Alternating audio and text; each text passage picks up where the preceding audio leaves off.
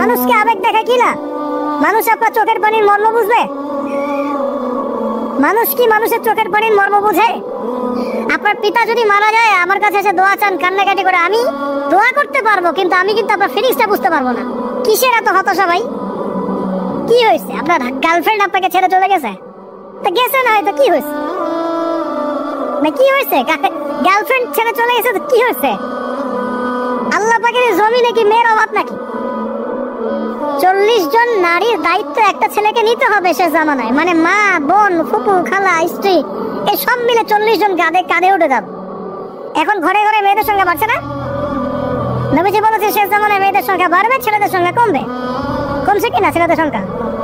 এখন হয়তো এভারেজ 100, 104, পরে দেখবেন আরো বেড়ে গেছে। শুধু আমেরিকার হিস্ট্রি ঘেটে দেখেন, ওখানে ছেলে মেয়ের অনুপাতটা কেমন। কমছে সব জায়গাতে, আরো সামনে কমবে। তো একজন গার্লফ্রেন্ড আপনাকে ছেলে চলে গেছে, ব্যাস জীবনটা উৎসর্গ করে দিতে হবে তার জন্য? এখন কি ফেন্সিডিল, গাঁজা, ইয়াবা এগুলো সেবন করতে হবে? আপনাকে কে সৃষ্টি করেছেন ভাই? কি উদ্দেশ্যে? প্রথমে কি একটা বলেছে, কি উদ্দেশ্যে?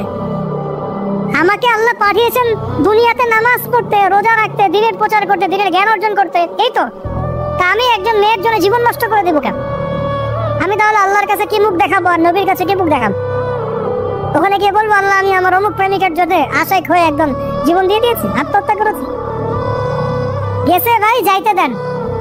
যে ব্যক্তি আপনার অবস্থানকে মূল্যায়ন করে নাই সে আপনার যোগ্য ছিল না। এখন আপনি কি করবেন? নিজের অবস্থান উন্নত করেন, আপনার পিছনে লাইন ধরে ঘুরবে, এটাই বাস্তবতা।